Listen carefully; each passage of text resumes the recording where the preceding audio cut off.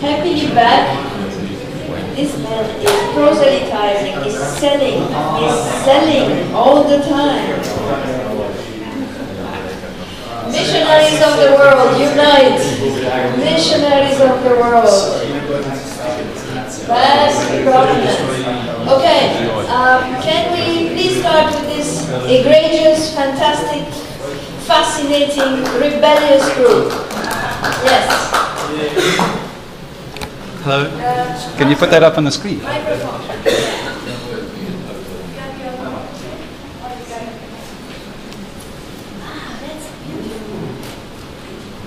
We had a map, we thought we would use the map. Yep. What you have there is the Kruger National Park. And the Kruger National Park abuts the boundaries with Zimbabwe and the boundaries with Zimbabwe. And on the border, you'll see Limpopo National Park, which falls within Mozambique, and the Ghana-Rizulu National Park, which falls within the boundaries of Zimbabwe. So we thought firstly we'd focus on the Kruger National Park. And what you'll see on the side of the Kruger National Park is some light green strips. The light green strips indicate a whole series of privately owned land, which the landowners have decided to contract into this park, and they've taken down the fences. So then we thought, well, if they've taken down the fences, should we regard this area altogether? Because the species migrate back and forward, the ecosystems traverse. In the top of this park, we also dealing with the slight conundrum because that top of the park, called the Pafuri area, the Pafuri Triangle, was subject to an extensive land claim by an indigenous community in which they succeeded in the land claim. That area has been allocated back to them. The land rights have been allocated back to them. It falls within the boundaries of the park itself. So that was subject to the land claim. So if one starts to try and look at the authority, we know governance is authority, and we start looking at the sources of authority in this area. Well, this area we were asked to decide when it was established. It was established in 1926. The ownership at that time vested in the state. Predominantly, management was undertaken by a state authority, sandparks. That was easy. That was a state-protected area. But then when we started incorporating the privately owned land and sometimes privately managed land on the borders, then it starts to get a little bit more confused. We're starting to see this overlapping, this landscape of different forms of governance arising. The green indicates throwing into the complexity of the land claim. In terms of that land claim settled in 1998 by way of an agreement between the community and the government, land rights or ownership vested back to a communal property association, and some of us have discussions about whether if it falls to a communal property association, that's effectively a private entity, but it holds communal rights. So what is this? Is this private or is this communal? And if one looks at further, they were granted ownership, but they had to lease the land back compulsorily to the sandparks. So they've effectively divested themselves of ownership. And they've also divested themselves of ownership effectively through a series of leases, because they've granted leases to various concessionaires. In respect of management, there's an agreement which refers to co-management. And that co-management is between the Communal Property Association and sandparks. Profit vests to the Communal Property Association, but planning, management, and enforcement vest entirely in sandparks. So you would then think, well, this is state management again, even though the community holds the rights to the land. One adds to that the additional confusion with the line, because this whole area is subject to an open management regime with the transboundary parks on its borders, with particularly the Limpopo National Park in Mozambique and the Ghana-Rizulu National Park in Zimbabwe. So if one breaks those down on the right-hand side, in Zimbabwe the ownership is typical to state management, well, state ownership and state management, and in the context of Mozambique, we're looking at government ownership and some form of government management, but on occasion the NGOs getting involved. So we could feasibly regard that as private governance. This is all regulated in the transboundary context. We're looking at sources of authority, and the sources of authority in that transboundary context of the MOU. So that's where one would have to really go and determine who has authority and what form of governance has been. I guess if I looked at it from the broader perspective, we would pop it in the transboundary governance box. But then one also has to throw into this equation the confusion, and the areas on the right, the lighter green areas and the darker green areas, are all incorporated within the Kruger National Park, and they all fall within the boundaries of the Kruger to Canyons Biosphere Reserve. And if one looks at the governance typologies inherent in that Kruger to Canyons Biosphere Reserves, they're exceptionally diverse, including privately owned land, communally owned land, and so forth. Some managed by provincial authorities, some managed by national authorities, some delegated down to various organizations. So then we started populating a matrix. So and we populated the matrix firstly in the black with the area falling within the greater version of the, well, in the boundaries of the greater Limpopo Transfrontier Park, and the yellow indicates what we thought would probably be the boxes for the area falling within the biosphere reserve. So the lesson is not that the boxes don't work, but the lesson is that, what we felt the lesson is that sometimes one has many overlapping forms of governance. And one needs to try and understand those overlapping forms of governance, and we were asked for a symbol, and that's our symbol. Because if we start unpacking that symbol, it looks like that. If we start slicing through it and considering it as a whole series of overlapping concentric circles. And sometimes to box things, you need circles, if that makes any sense. Right, that's us. And there was one event, the event. We had to, was the coming event, we had time to cover the event. It was a single event you asked for. Single decision. That's exactly what was going to be my question. Let's take now one decision and follow that decision, because these complexities can indeed be found in any situation if you move through the layers of the onions. But for one particular decision that is making a difference for some community or some people or some element in the ecosystem, we need to be able to reconduct to a crucial decision-making layer. Otherwise, we are floating into a sea where nobody has authority, nobody has responsibility, nobody has accountability. So unless we are able, within all this, to derive an element of clarity for one decision at least, we are left with a really disgraceful situation indeed. And we thought we'd use a decision which typifies the fact that if one looks through this entire legal framework, particularly in the context of the Kruger National Park, we're dealing with straight state management, and it relates to a land restitution, or a series of land restitution claims in the area. And the government, without consultation with the communities, without proper consultation with many of the national parks authorities and the provincial conservation authorities, they imposed a moratorium on any restitution of future land in the Kruger National Park, which clearly illustrates where the source of power resides. State. So you would say that Kruger falls back into the state? Yeah? The core part of Kruger. But then we're still dealing on the fringes with private areas. We're still dealing. Yeah, but that's the landscape. But let's say a management unit that is coherent, such as the core. Would you please place your onion for that? Do I exclude the Furi area? So, place my onion. I'm placing my onion on certain conditions.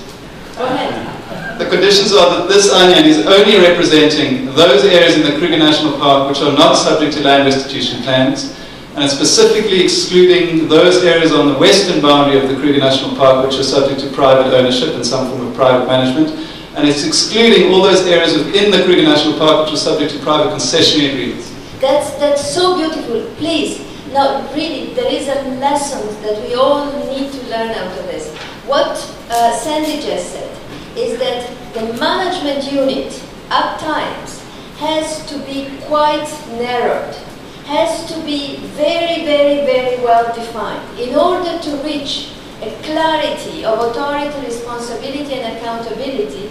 We better are very specific about what we are talking about. So if we, now please add all these caveats, you know, in the back or something, because that's exactly the juice of what you are explaining. That we cannot talk about a broad unit without really specifying what we're talking about, which is carving out of a very complex situation one management unit for which you can derive a clear authority, responsibility, and accountability. Next door, next step, there will be another management unit for which you can derive another authority, responsibility, and accountability. It becomes an onion, but unless you are able to clarify what happens in the different layers or parts of the onions, we are left with a disaster.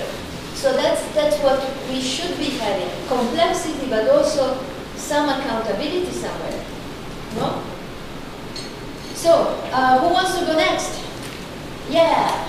Well, I see a hand. I said it was going up.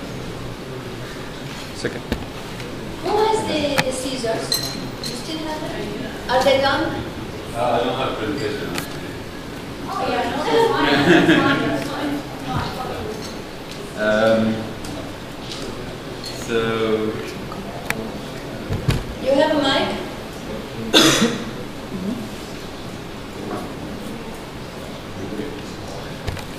alright, so we don't have a fancy slide with the audience, but so the protected area that we discussed is one that I don't know personally. Is one of the largest lowland protected areas in Nepal, and it's tiger habitat.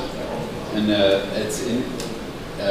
decision that we looked at was basically how that protected area was created. So currently, this protected area is composed of a core, which is a strict basically you're not allowed to get in protected area, and a buffer zone. And the history of that is that the core protected area was established by the government without consultation of local people in the 70s. Oh yeah, and this was done with the support of international conservation groups, technical advice and funding, including IUCN. It also had the support of the king.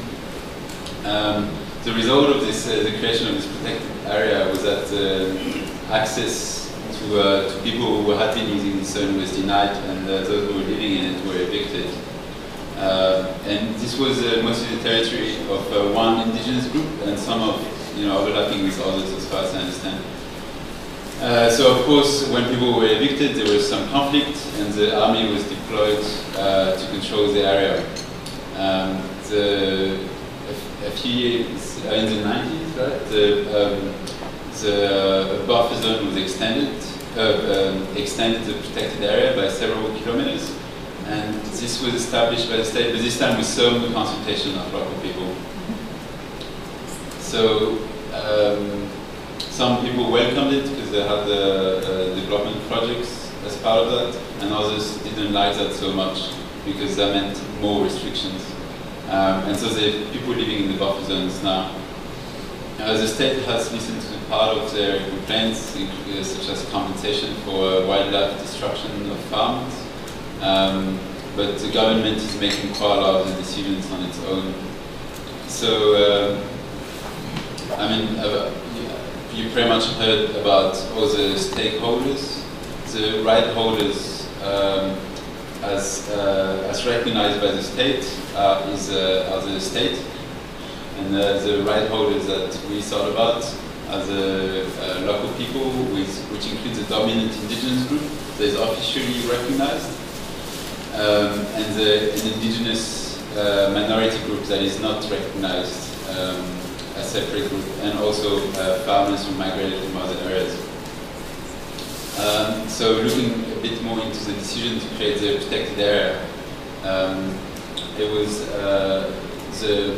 the main aim of creating the protected area was for the conservation of the tiger, and later on this idea of biodiversity came up as well. The creation of the buffer zone was justified by taking into account livelihoods in addition to conservation biodiversity considerations. And as far as equity considerations, so obviously I've talked about the core protected area, and in the buffer zone some people have some issues also in terms of equity within the communities, because the most marginalized group were depending on the forest more closely, right? And not in the rivers, and not benefiting. Then the last question was instruments of powers and powers used to take the decision. So I guess the instruments were the state regulations and law, and the army, so the guns. Yeah, that's it. No, the crucial thing is where do you place them? The crucial thing. So because at the end of the day, you can talk a lot, but we want to know at the beginning who actually had the authority, responsibility, and accountability to create that part. Well, so it's the state, basically. So the state is doing it, and for the street preserve, and it has, what's that? That's a national park. Yeah, that's a national park. One. And the co-protect area sounds like it has a little bit of input from people, so I'm going to put a sliver on the other side as well. Sliver on this side, yes. Very And good. so there's no need for footnotes. What about there? What's that? You can do it better in the other diagram. Sorry, I missed that one. Yeah. Yes.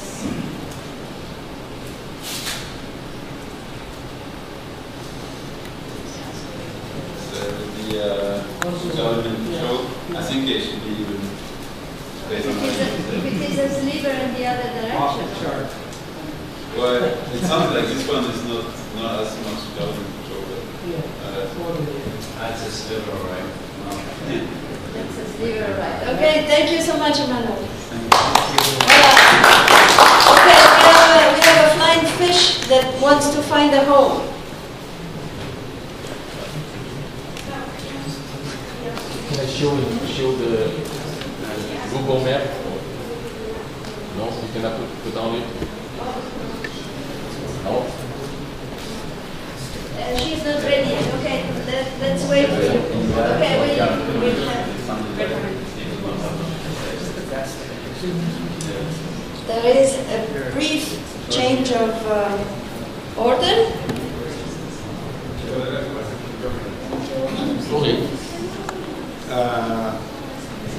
The area that we chose is Mount Caledonian Natural Park. It is in IUCN Category 2. It was established by the Philippine government in the year 2000. The main rights holders are 7 indigenous communities composed of 3 ethno-linguistic groups, namely the Caledonian people, the Manobo, and the Higaonon people. The main stakeholders are one whole province, 3 townships or 3 municipalities, several hundreds, if not thousands of farming communities, 2 multinational agro-industrial corporations, and of course the Philippine government through the Department of Environment and Natural Resources.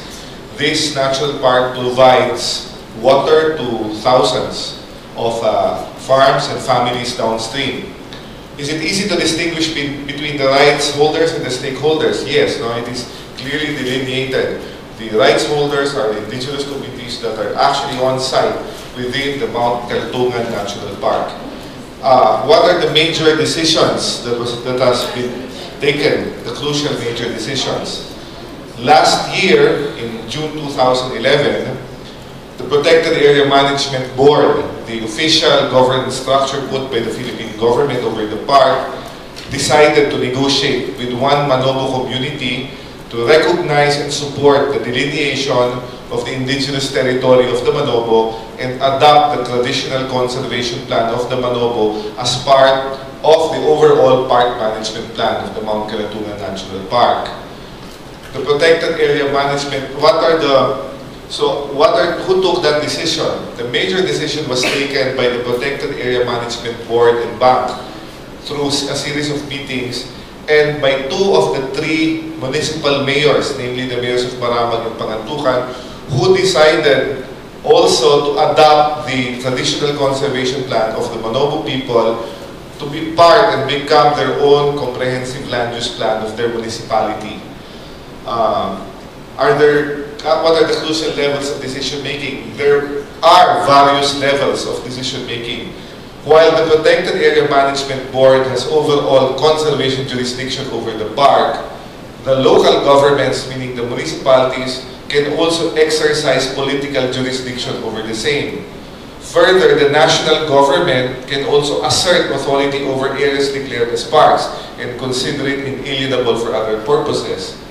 However, we have a national law, the Indigenous Peoples' Rights Act, that recognizes Indigenous people's rights over any part of the country, including the ocean, including parks, where Indigenous peoples can actually file land claims, get titles, and come up with traditional conservation plans.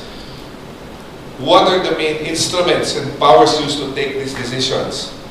Existing state laws and policies were basically used to to settle the score. And also, international covenants were very influential in convincing people in power to make major decisions, specifically CBD. When we mentioned that the Philippine government has commitments to recognize other forms of conservation, and we package that in the form of saying, you will become heroes because you will be contributing to the accomplishment of the Philippine government when we report to the POPA, then you will be cited as one of those who gave reason to the Philippine government to be cited positively. The municipal mayors and the Protected Area Management Board looked at it as a badge of accomplishment. Rather than fight it, they said, well, the Philippine government will owe us because they will have something to report. What is the governance type right now? Well, I can say things changed very fast. From very strict government regulation, last year they went to shared governance because they started negotiating. I would say we're somewhere in between. Here. I would put one wing. By the way, this place is home to probably